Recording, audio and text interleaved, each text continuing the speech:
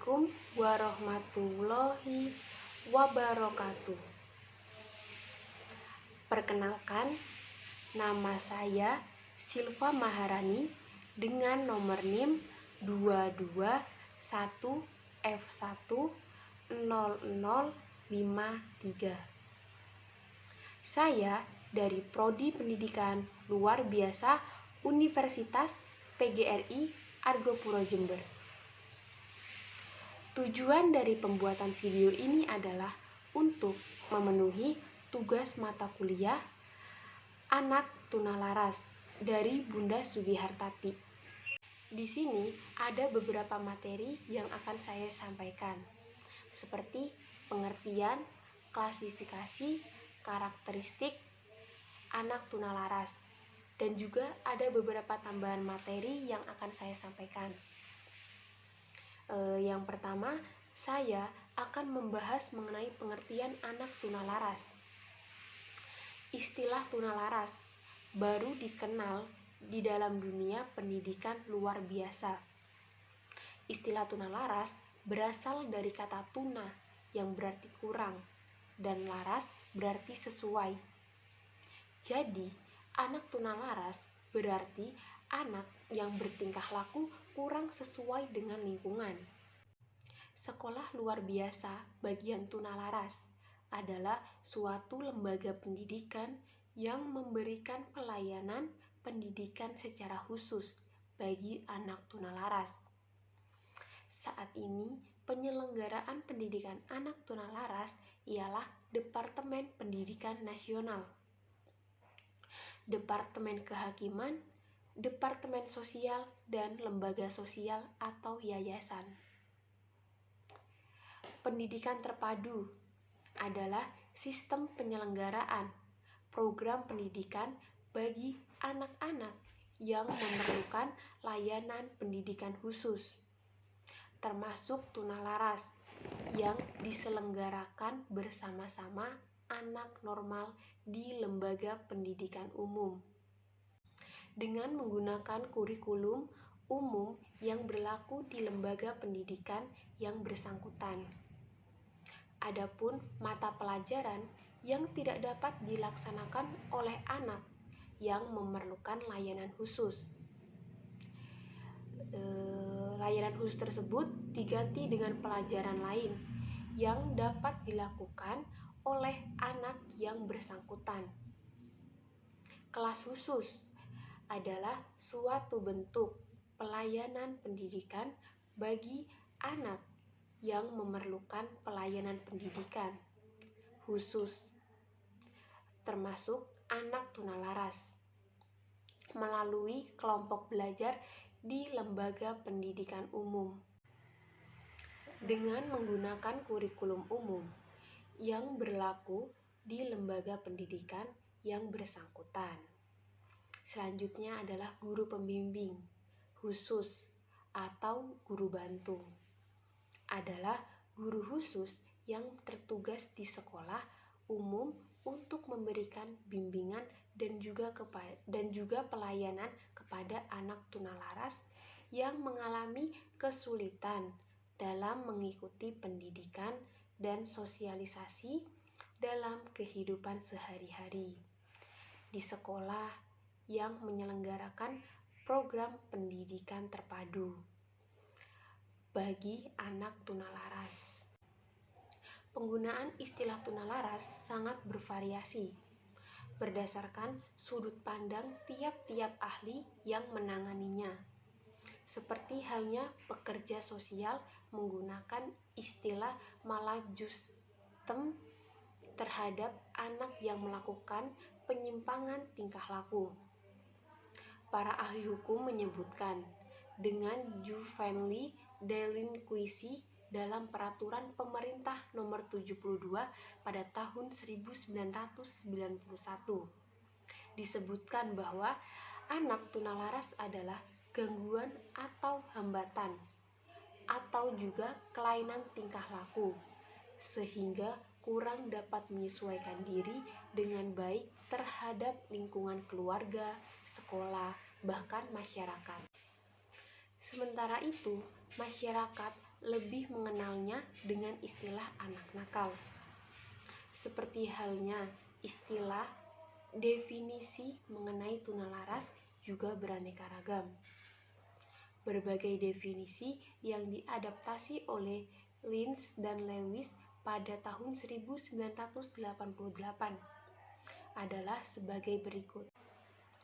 Yang pertama, public law mengemukakan pengertian tunalaras dengan istilah gangguan emosi, yaitu gangguan emosi adalah suatu kondisi yang menunjukkan salah satu atau lebih gejala-gejala berikut dalam satu kurun waktu tertentu dengan tingkat yang tinggi yang mempengaruhi prestasi belajar. Yang pertama, ketidakmampuan belajar dan tidak dapat dikaitkan dengan faktor kecerdasan, penginderaan, atau kesehatan. Yang kedua, ketidakmampuan menjalin hubungan yang menyenangkan teman dan guru. Yang ketiga, bertingkah laku yang tidak pantas pada keadaan normal. Yang keempat, perasaan tertekan atau tidak bahagia terus-menerus. Yang kelima, cenderung menunjukkan gejala-gejala fisik seperti takut pada masalah-masalah di sekolah. Pendapat ahli yang kedua adalah dari Kaufman pada tahun 1997, mengemukakan bahwa tunalaras adalah anak yang secara kronis dan mencolok berinteraksi dengan lingkungannya dengan cara yang secara sosial tidak dapat diterima atau secara pribadi tidak menyenangkan, tetapi masih dapat diajar untuk bersikap yang secara sosial dapat diterima dan secara pribadi menyenangkan.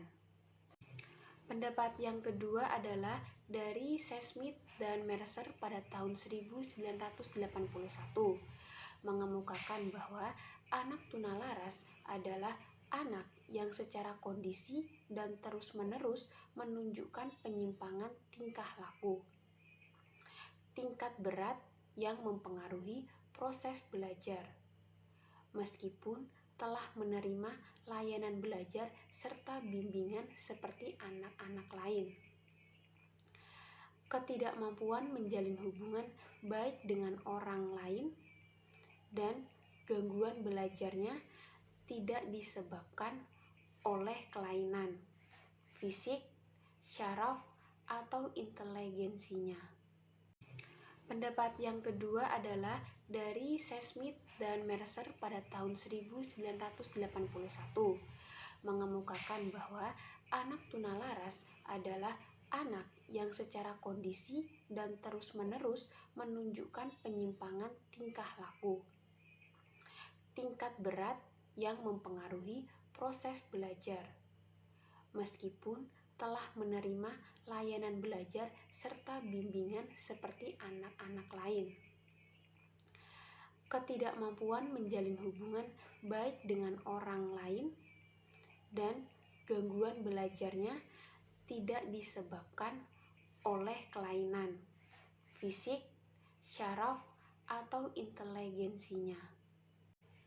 Yang keempat, menurut Nelson pada tahun 1981, mengungkapkan bahwa tingkah laku seorang murid dikatakan menyimpang jika yang pertama, menyimpang dari perilaku yang oleh orang dewasa dianggap normal menurut usia dan jenis kelamin. Yang kedua, penyimpangan terjadi dengan frekuensi dan intensitas tinggi. Yang ketiga, penyimpangan berlangsung dalam waktu yang relatif lama. Dari beberapa definisi di atas, dapat disimpulkan bahwa membuat definisi atau batasan mengenai tunalaras sangatlah sulit, karena definisi tersebut harus menggambarkan keadaan anak tunalaras secara jelas.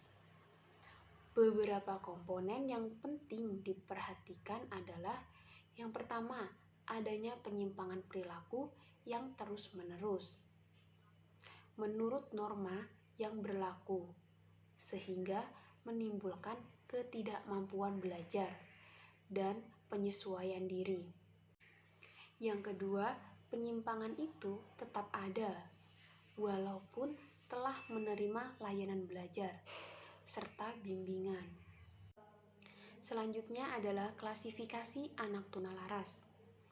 Secara garis besar, anak tunalaras dapat diklasifikasikan menjadi anak yang mengalami kesukaran dalam menyesuaikan diri dengan lingkungannya, lingkungan sosial, dan anak yang mengalami gangguan emosi. Sehubungan dengan itu, William MC pada tahun 1975 mengungkapkan akan kedua klasifikasi tersebut, antara lain sebagai berikut. Yang pertama, anak yang mengalami kesulitan dalam menyesuaikan diri dengan lingkungan sosial, yang disebut dengan the semi-social child. Anak yang termasuk dalam kelompok ini dapat menggandakan hubungan sosial, tetapi terbatas pada lingkungan tertentu, misalnya keluarga dan kelompoknya. Yang pertama, keadaan seperti ini datang dari lingkungan yang menganut norma-norma tersendiri, yang mana norma tersebut bertentangan dengan norma yang berlaku di masyarakat. Anak menjadi selalu merasakan ada suatu masalah dengan lingkungan di luar kelompoknya. Children arrested at primitive level of socialization. Anak pada kelompok ini dalam perkembangan sosialnya berhenti pada level atau tingkatan yang rendah. Mereka adalah anak yang tidak pernah mendapatkan bimbingan ke arah sikap sosial yang benar dan terlantar dari pendidikan, sehingga dia melakukan apa saja yang dikehendakinya. Hal ini disebabkan karena tidak adanya perhatian dari orang tua, yang mengakibatkan perilaku anak di kelompok ini cenderung dikuasai oleh dorongan nafsu saja. Meskipun demikian, mereka masih dapat memberikan respon pada perlakuan yang ramah. Children with minimum socialization capacity. Anak kelompok ini tidak mempunyai kemampuan sama sekali untuk belajar sikap-sikap sosial. Hal ini disebabkan oleh pembawaan atau kelainan pada anak yang tidak pernah mengenal hubungan kasih sayang, sehingga anak pada golongan ini banyak bersikap apatis dan egois. Anak yang mengalami gangguan emosi terdiri dari neurotic behavior. Anak pada kelompok ini masih bisa bergaul dengan orang lain. Akan tetapi, mereka mempunyai masalah pribadi yang tidak mampu diselesaikannya. Mereka sering dan mudah dihinggapi perasaan sakit hati, perasaan cemas, marah, agresif, dan perasaan bersalah. Di samping itu, terkadang mereka melakukan tindakan lain seperti mencuri dan bermusuhan. Anak seperti ini biasanya dapat dibantu dengan terapi seorang konselor. Keadaan neurotik ini biasanya disebabkan oleh sikap keluarga yang menolak atau sebaliknya, terlalu memanjakan anak, serta pengaruh pendidikan, yaitu karena kesalahan pengajaran atau juga adanya kesulitan belajar yang berat. Children with psychotic processes. Anak pada kelompok ini mengalami gangguan yang paling berat, sehingga memerlukan penanganan yang lebih khusus. Mereka sudah menyimpang dari kehidupan yang nyata.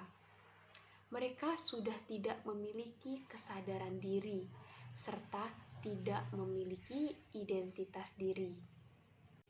Adanya ketidaksadaran ini disebabkan oleh gangguan pada sistem syaraf sebagai akibat dari keracunan, misalnya minuman keras dan obat-obatan. Klasifikasi yang kedua adalah klasifikasi behavioristik berdasarkan perilakunya. Anak tunalaras dibagi menjadi beberapa jenis, yaitu conduct disorder, juga disebut unsocial aggression, yaitu ketidakmampuan mengendalikan diri, seperti berkelahi, memukul, menyerang orang lain, pemarah, tidak patuh, menentang, merusak milik orang lain, kurang ajar, nakal, hiperaktif, menolak arahan, mudah terganggu perhatiannya, mencuri, menyalahkan orang lain, gaduh, dan ramai. Socialized aggression, yaitu berbagai perilaku yang dilakukan secara berkelompok, seperti bertemu dengan anak-anak jahat, mencuri secara kelompok, setia dengan teman-teman yang nakal, menjadi anggota geng, keluar rumah sampai larut malam, bolos dari sekolah, dan lari dari rumah.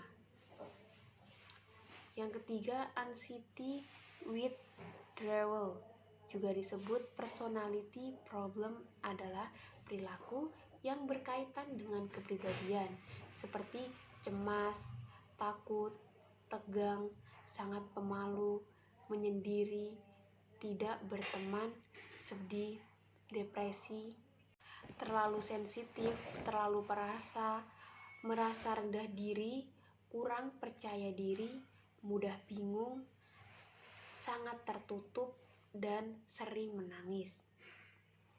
Yang selanjutnya, immaturity atau inadequacy, yaitu kelompok perilaku yang menunjukkan sikap kurang dewasa, kurang matang, seperti kemampuan memperhatikan, pendek dan dapat berkonsentrasi, melamun, kaku, pasif, kesulitan memperhatikan, kurang minat, gagal menyesuaikan sesuatu, ceroboh, dan yang terakhir adalah tidak rapi.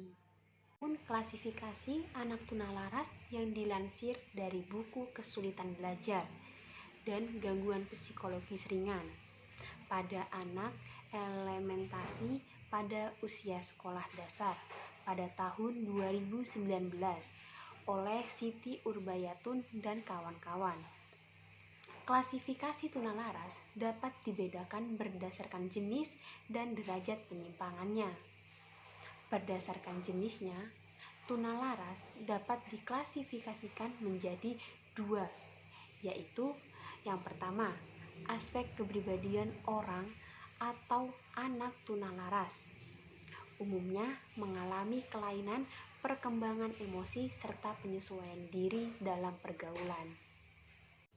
Yang kedua, aspek kesehatan jiwa. Klasifikasi ini menandakan seseorang yang mengalami tunalaras memiliki penyimpangan emosi dan penyesuaian. Umumnya dipengaruhi oleh faktor genetik dan lingkungan sekitar. Berdasarkan derajat penyimpangannya, tunalaras dapat diklasifikasikan menjadi 3, yakni anak tunalaras setaraf ringan. Mereka memperlihatkan penyimpangan emosi serta penyesuaian diri dengan lingkungan sekitarnya dalam taraf ringan. Anak tunalaras taraf sedang menunjukkan penyimpangan emosi dan penyesuaian diri dalam taraf sedang. Biasanya, Anak yang mengalami tunalaras pada taraf sedang, mereka membutuhkan pelayanan tersendiri dalam proses belajar. Anak tunalaras taraf berat. Klasifikasi tunalaras ini memperlihatkan bahwa terjadi pelanggaran hukum oleh orang atau anak tunalaras karena telah mengganggu ketertiban masyarakat. Contohnya, penggunaan narkoba. Yang selanjutnya adalah karakteristik anak tunalaras. Karakteristik yang dikemukakan oleh Halahan dan Kaufman pada tahun 1986. Berdasarkan dimensi tingkah laku, anak tunalaras adalah sebagai berikut ini. Yang pertama, anak yang mengalami kekacauan tingkah laku. Memperlihatkan ciri-ciri suka berkelahi, memukul, menyerang, mengamuk, membangkang, menentang, merusak milik sendiri atau milik orang lain. Bahkan mereka bisa melakukan hal-hal yang kurang ajar, lancang, melawan, tidak mau bekerja sama, tidak mau memperhatikan, memecah belah, ribut, tidak bisa diam, menolak arahan, cepat marah, menganggap enteng, sok aksi, ingin menguasai orang lain. Yang kedua, anak yang sering merasa cemas dan menarik diri dengan ciri-ciri khawatir, cemas, ketakutan, kaku, pemalu, segan, menarik diri, terasing, tak berteman, rasa tertekan, sedih, terganggu, rendah diri, dingin, malu, kurang percaya diri, mudah bimbang, sering menangis, pendiam, suka berrahasia. Yang ketiga yaitu anak yang kurang dewasa. Dengan ciri-ciri mereka suka melamun, kaku, berangan-angan, pasif, mudah dipengaruhi, pengantuk, pembosan, dan kotor. Yang keempat, anak yang agresif bersosialisasi. Dengan ciri-ciri yaitu mempunyai komplotan jahat, mencuri bersama kelompoknya, loyal terhadap teman nakal, berkelompok dengan geng, suka di luar rumah sampai larut malam, bolos sekolah, dan minggat dari rumah. Adapun dikemukakan karakteristik yang berkaitan dengan segi akademik, sosial atau emosional, fisik atau kesehatan anak tunalaras. Karakteristik akademik. Kelainan perilaku akan mengakibatkan adanya penyesuaian sosial dan sekolah yang buruk. Akibat penyesuaian yang buruk tersebut, maka dalam belajarnya memperlihatkan ciri-ciri sebagai berikut. Yang pertama, pencapaian hasil belajar yang jauh di bawah rata-rata. Yang kedua, seringkali dikirim ke kepala sekolah atau ruangan bimbingan untuk tindakan disipliner. Yang ketiga, seringkali tidak naik kelas atau bahkan keluar sekolahnya. Yang keempat, seringkali membolos sekolah. Yang kelima, lebih sering dikirim ke lembaga kesehatan dengan alasan sakit perlu istirahat. Yang keenam, anggota keluarga, terutama orang tua, lebih sering mendapatkan panggilan dari petugas kesehatan atau bagian absensi. Yang ketujuh, orang yang bersangkutan lebih sering berurusan dengan polisi. Yang kedelapan, lebih sering menjalani masa percobaan dari yang berwenang. Kesembilan, lebih sering melakukan pelanggaran hukum dan pelanggaran tanda-tanda lalu lintas. Yang kesepuluh, lebih sering dikirim ke klinik bimbingan. Yang kedua, karakteristik sosial atau emosional. Karakteristik sosial atau emosional anak tunalaras dapat dijelaskan sebagai berikut. Yang pertama, karakteristik sosial. Masalah yang menimbulkan gangguan bagi orang lain dengan ciri-ciri perilaku tidak diterima oleh masyarakat dan biasanya melanggar norma budaya dan perilaku melanggar aturan keluarga, sekolah, dan rumah tangga. Yang kedua, perilaku tersebut ditandai dengan tindakan agresif, yaitu tidak mengikuti aturan, bersifat mengganggu, mempunyai sikap membangkang atau menentang. Yang ketiga, melakukan kejahatan remaja seperti telah melanggar hukum. Yang selanjutnya adalah karakteristik emosional. Yang pertama, adanya hal-hal yang menimbulkan penderitaan bagi anak, seperti tekanan batin dan rasa cemas. Yang kedua, adanya rasa gelisah, seperti rasa malu, rendah diri, ketakutan, dan sangat sensitif atau perasa. Yang ketiga, karakteristik fisik atau kesehatan. Karakteristik fisik atau kesehatan anak tunalaras ditandai dengan adanya gangguan makan, gangguan tidur, dan gangguan gerakan tik. Seringkali anak merasakan ada sesuatu yang tidak beres pada jasmaninya. Dia mudah mendapat kecelakaan, merasa cemas terhadap kesehatannya, merasa seolah-olah sakit. Kelainan lain yang berwujud kelainan fisik seperti gagap, buang air tidak terkendali, sering mengompol, dan jorok. Masalah perkembangan. Di dalam menjalani setiap fase perkembangan individu, sulit untuk terhindar dari berbagai konflik. Konflik emosi ini terutama terjadi pada masa kanak-kanak dan masa pubertas. Jiwa anak yang masih labil pada masa ini banyak mengandung resiko berbahaya. Jika kurang mendapat bimbingan dan pengarahan dari orang dewasa, maka akan mudah terjerumus pada tingkah laku menyimpang. Lingkungan kerja. Keluargalah peletak dasar perasaan aman atau emotional security pada anak. Dalam keluarga pula lah anak memperoleh pengalaman pertama mengenai perasaan dan sikap sosial.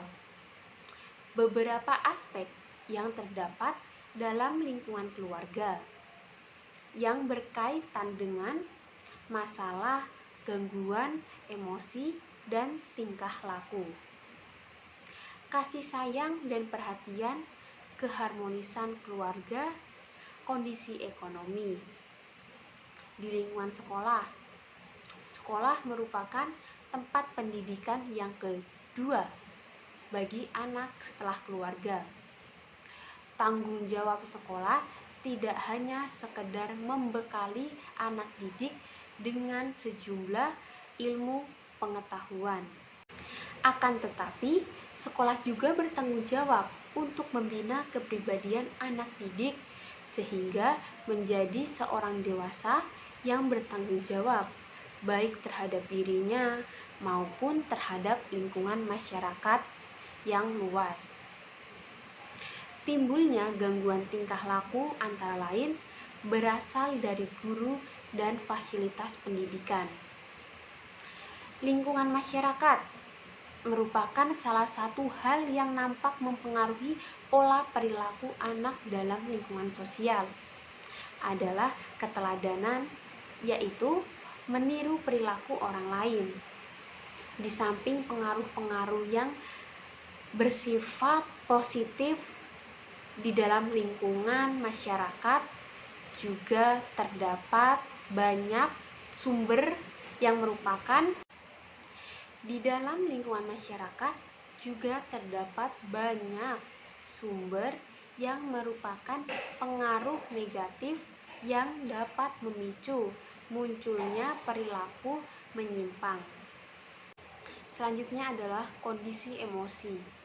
Emosi yang sehat meliputi situasi yang membuat seseorang secara umum maupun secara psikologisnya, termasuk bagaimana perasaan terhadap diri sendiri, seberapa kualitas hubungan dengan lingkungan, dan kemampuan untuk mengendalikan perasaan dalam menghadapi masalah atau kendala yang dihadapi seseorang. Dikatakan sehat secara emosi bukan sekedar bebas dari semua masalah kesehatan mentalnya. Lebih dari itu, orang yang sehat secara emosi yaitu mereka yang bebas dari depresi, rasa khawatir, dan bebas dari rasa ketidakamanan. Menurut Sainin 1996, kriteria emosi yang wajar dan normal adalah: pertama, dapat diperkirakan dan sesuai emosi yang dialami biasa, dapat diharapkan dan sejajar dengan rangsangan yang menimbulkan situasi atau rangsangan. Yang kedua, dilihat dari lamanya. Emosi tidak diteruskan dalam jangka waktu yang lama dan tidak pada tempatnya. Yang ketiga, dapat dilihat dari lamanya. Emosi yang ditampilkan terlalu lemah dan tidak pula terlalu kuat, yang berhubungan dengan situasi. Menurut Bimo Walgito pada tahun 2005, emosi yang matang adalah individu yang menilai situasi secara kritis terlebih dahulu sebelum bereaksi secara emosional. Tidak lagi bereaksi tanpa berpikir sebelumnya, seperti anak-anak atau orang yang tidak matang. Kematangan emosi berkaitan erat dengan umur seorang, yang dimana diharapkan emosinya akan lebih matang dan individu akan dapat lebih menguasai atau mengendalikan emosinya. Ciri-ciri kematangan emosi menurut Elizabeth B. Hurlock pada tahun 1980. Yang pertama, kontrol diri. Individu mampu mengungkapkan emosinya pada saat yang tepat. Yang kedua, pemahaman diri individu. Individu mempunyai reaksi emosional yang stabil dan berubah seketika. Yang selanjutnya adalah layanan pendidikan untuk anak tunalaras. Program pendidikan bagi anak dengan gangguan emosi membutuhkan perhatian, termasuk dukungan moral, bantuan agar mereka menguasai akademisnya, membangun kemampuan sosialnya, meningkatkan kesadaran diri, kemampuan mengontrol diri, dan kepercayaan diri.